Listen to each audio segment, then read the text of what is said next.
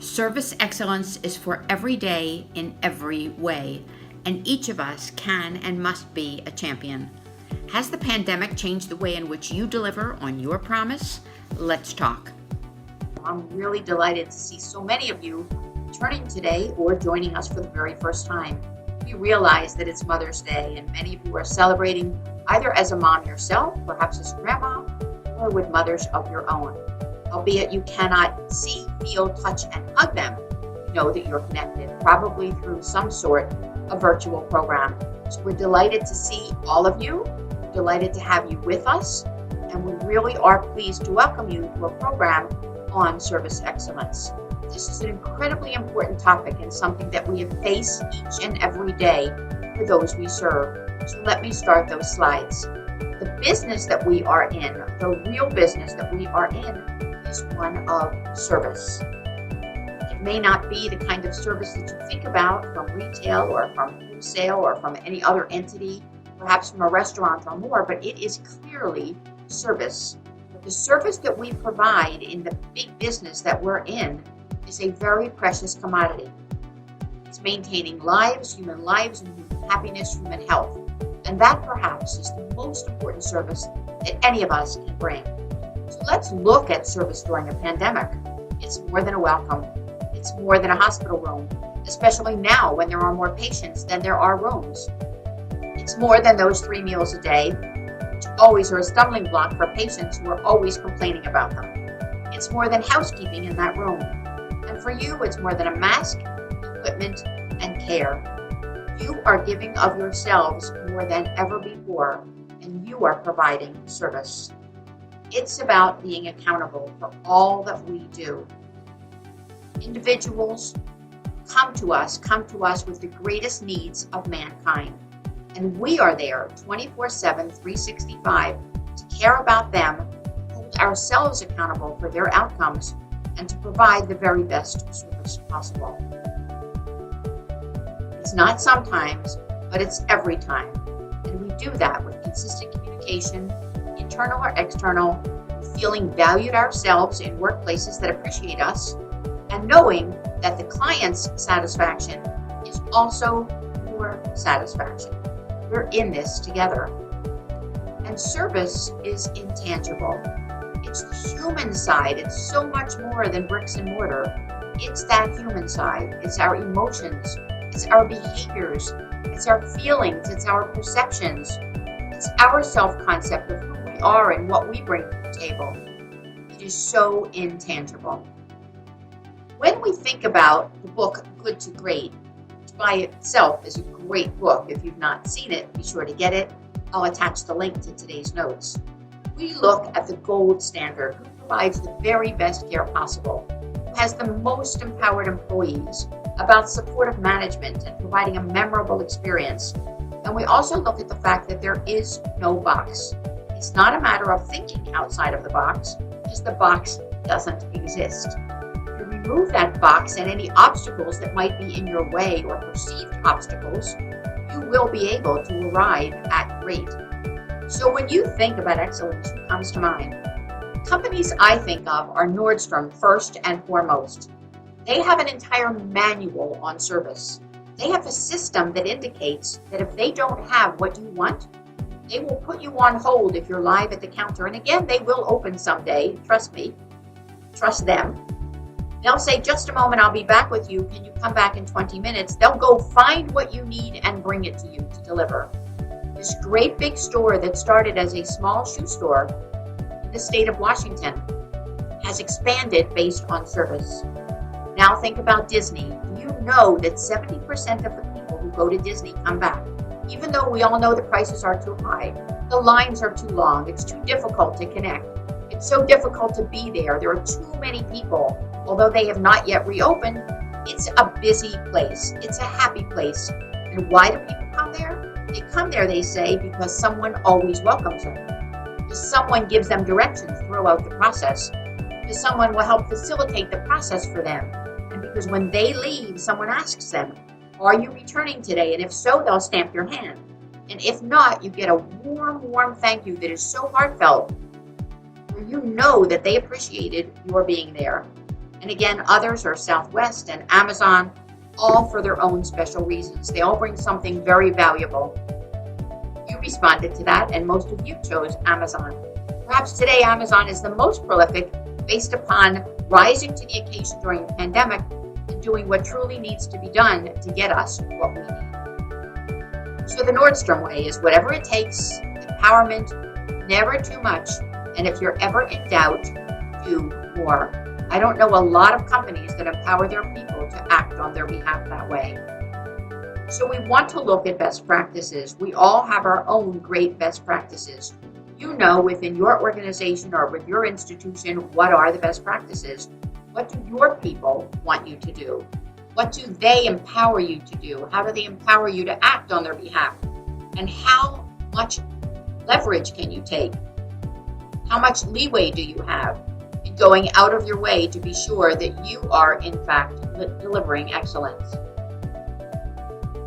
We live right now, today, in a brave new healthcare world where we all need to engage more than ever before, where we all need to enhance the quality and the outcome and the service and the communication and the commitment more than ever before, and where we truly need to be empowered to deliver on the promise of on the commitment that we ourselves make to ourselves, the commitment that we made when we became nurses, do whatever is needed to enhance and value individuals in our society. We are the most trusted profession for so many years running, and will continue to be the most trusted profession, I believe, throughout time. Why is trust important? Why does it really matter? The challenges along the way, the decision-making process, the outcomes, the stressors. Why hospitals lean toward magnet to identify themselves as a center of trust. And those institutions that are not yet there, that are on that pathway to excellence, they too really promote the concept of trust. But how does one achieve quality when staff is overworked and undervalued? How does that happen? Clear thinking, critical thinking, clear communication are imperatives in all employees and in all professions. Nowhere is that more important than in the healthcare space. Again, regardless of the care and the setting in which care is delivered, trust matters. But regardless of the profession, we need to also be aware of the fact that we have peers who work with us, policemen and firemen and first responders. They too put their trust in us. They too are part of that public that truly trusts nursing. But creating and sustaining a center of excellence is what it means to be on this journey toward excellence. It's an outstanding process. It's an outstanding commitment. You and I and our peers are committed to it each and every day of our lives. That's why we're nurses, that's why we care, and that's what this is all about. So how do you deliver excellence? Is it your listening skills? Is it your caring? Is it your learning? Is it your quest for additional knowledge, advancement through your career as you continue on that continuous learning journey? Is it your caring or your loyalty, not just to your clients, not just to your peers, not just to your institution, but to the profession in general? Is it your response? Is it risking your life as you do today more than ever before, risking your future, your health, and your life in the name of serving others and of caring for others? Responsiveness matters. And when we talk about responsiveness, we talk about a positive, timely response. And that is really where we are. We have to be positive about what's going on. We know that there are challenges that are unknown to us. We have no idea what the outcome of this pandemic might be. We have no idea how it will impact care that's delivered in the future. But we need to still remain positive. This is our time. This is our place. And this is us. So sometimes I ask people when I talk about excellence to sing me a song, not because I know how to sing. Trust me, I don't. My kids have always preferred that I not. But the song needs to be one in which we're all singing from the same sheet music. Our message needs to be clear and concise and correct and complete and courteous. We cannot have one person give one response to a patient or to a peer and someone else in another unit give a different one. Responses need to be the same so that everyone within the organization singing from a consistent message, a singular voice. And even if we're not singing, hear the message. I remember when I first went to work for Premier, a large hospital GPO, where I directed their Office of International Affairs. I was responsible for the healthcare partnerships, foreign partnerships, of over 4,000 hospitals. When I took the job because when I first called for my appointment, the individual who answered the phone had such a feeling in his voice. He sounded so happy to be there. I couldn't see Danny, but I felt his warmth and I felt his happiness. And I thought to myself, wow, if he's so happy to be there, maybe that's where I need to be as well. So it's that feeling with a smile. It's that sensing your interest. It's that hearing your tone. Later on, I found out after I started the job that Danny was a performer in Cats on Broadway. That's why his voice had such a resonant quality. That's why he was so magnificent as the individual who answered that phone and who greeted you with a feeling, a sense, and hearing your message. You could hear in his tone how happy he was to be there. And that's what others hear from us. So your greatest asset. We asked this question on the poll. Is it communication? Is it knowledge? Is it compassion? Is it commitment? Is it enthusiasm? Or is it your level of transformational leadership? What do you bring to the table? Not only in these days of a pandemic, but in each and every day that you work throughout your entire career, from the time that you first graduated, what is it that you bring to the table? And has that, ask yourself this question, has that changed throughout your career? Is it something different now than perhaps it was before? Patients, clients, our team. We want to be welcomed, we want to be understood, we want to be comfortable. We want to be appreciated and valued. We know how important our role is. We also know how important the patient is to that role. And we also want to be respected. Then we're in this together. We're all part of the process. We're all part of the program. We're all part of that solution. So what about the initiatives that you're taking now? Maybe not a new practice, but a priority that has changed. One of the things that you're doing now is always being masked, is always being gloved and gowned, using that protective equipment that perhaps you used before for patients in isolation. I remember back in nursing school, we used to call it desolation, but for those patients, but now all of the time, not just to protect yourselves, but to protect others. There may be new initiatives, but they are prioritized. This is our time to come together. I had the opportunity to celebrate Mother's Day abroad. I actually had the opportunity to celebrate a lot of holidays abroad, including Thanksgiving. Try to make a turkey in a country with no turkey. But Mother's Day was really special because it is in the month of May and it's very close to International Women's Day.